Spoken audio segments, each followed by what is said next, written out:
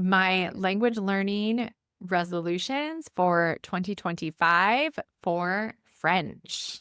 Hi, Vicky Kelty with the Language Learning Report Card here to talk about what I am going to be up to potentially this year of 2025 with my French learning.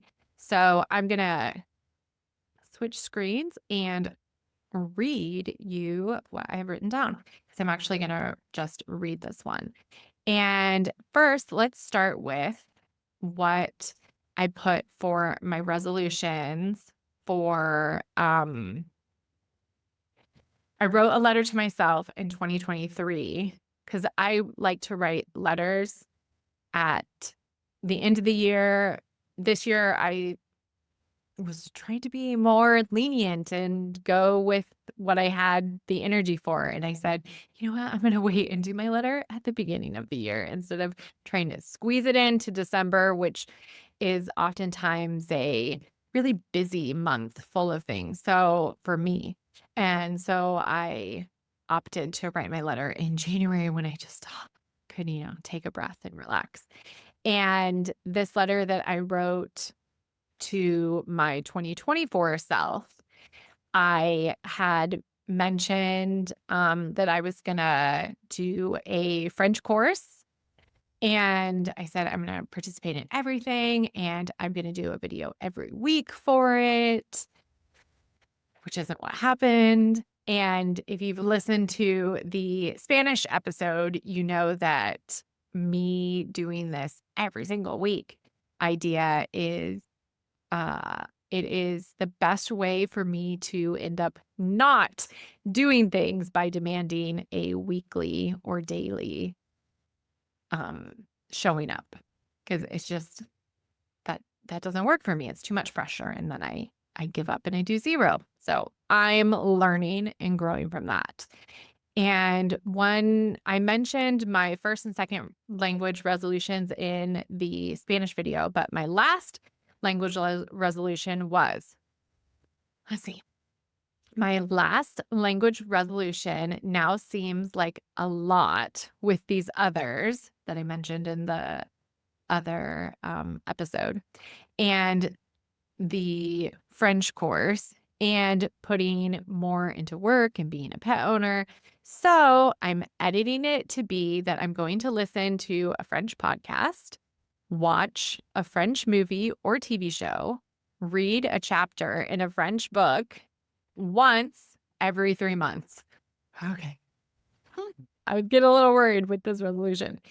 Again, this isn't a high stakes resolution because I want it to be believable. And with everything else, the idea of doing it monthly was eventually going to get thrown to the wayside, which is so true. And before I comment on that, I'm just going to jump over to my French letter that I say French letter. I did this with the Spanish one too. It's not written in French. I wrote it to my language learning French self. How about we put it that way? So it's a letter to my French language learning, I guess. So I'm going to read that now. Again, this was a template that I shared in my newsletter. And if you want to get that newsletter yourself, you could get a Friday Fluency email in your inbox because thank goodness for Friday Fluency. Almost every Friday, I do my best to come up with nice little things about my language learning, about tips for you with English learning. Everything connects back to English and also giving away little free things here and there, like this letter template, which now you have, so you can definitely take and use. But if you want to receive those emails, they are available for you to sign up for at vickykelty.com. It's a free gift for you. And here's my letter. Cuckoo, Vicky. In 2024, I did all these things in French, struggled with a French course that I had difficulty showing up for, taking a break from French, trying to get back in the swing of things with the help of Language Learning Report Card podcast, finding my happy place with French again, watching some TV shows, movies, listening to podcasts in French, and interacting through written messages in French. One thing that surprised me about my French practice was how nerve-wracking I found sending written messages to others. Who knew that would test my French competence? When I think about my favorite French memory this year, I remember not giving up on French even after deciding to take a break. Getting back into it with an episode of a French TV show was just what the doctor ordered, so to speak. Thinking about 2024, I feel relieved. I made it through and I'm sticking with it in the capacity that works for me. Aw. In 2025, I want to spend more time doing this in French. Being in contact with French is what I most want so that when the opportunities arise to use the language, my mind will still be fresh. Even fresh at a beginner level is sufficient for interactions with others. I love that. When I think about this, I feel at ease because that's doable and not overwhelming to think about as a plan. And I do love a nice, sustainable way of learning a language. A little heart. I know doing French practice as and when feels good will help me accomplish regular use of the language, and that's what I want. I want to be around it regularly and be consistent without that meaning I have to commit to something like showing up daily and then feeling guilty when I can't make that happen. No thanks. I prefer focusing on what I have the time and energy for and going from there. It tends to work better for me. Future me, before I go, here's a little advice from present me to you. Rome wasn't built in a day, and Paris probably wasn't either. Hee hee. I actually wrote hee hee in this. Slow and steady wins the race. Be an escargot. Bon chance. Hugs, Vicky. Oh my gosh. I am just a comedian in these letters. They really crack me up. So, I loved that my resolution that I do, that I had mentioned for that I wanted to have happen in 2024 of the French podcast, French movie or TV show, read a chapter in a French book once every 3 months. I actually did that when I looked over this letter because I I don't ever read them again. So like I said, this is really strange to be reading them now, but I don't ever read them again until the following year.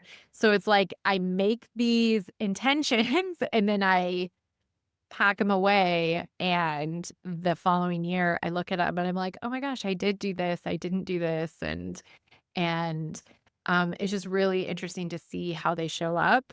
I imagine if I had these resolutions posted somewhere for me to see, then potentially I would maybe be more likely to do them.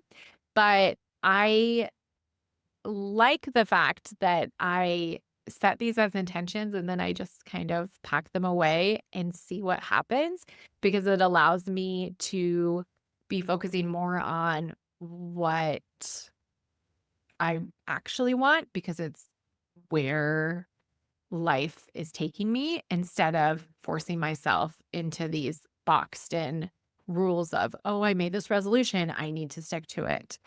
And yeah, so I don't know. We will see what happens. I'm just looking at my letter again. It was really sweet. I liked it. And I the same as with the Spanish one, I imagine there are some things that I mentioned in my French letter that you can probably relate to. Maybe you've taken a break before, and same as me, you didn't give up. You knew that you wanted to continue with your English studies. And so finding a way to be in contact with English is maybe something that you're trying to do in 2025 without overwhelming yourself and just allowing yourself to be at the level that you are and use the language and not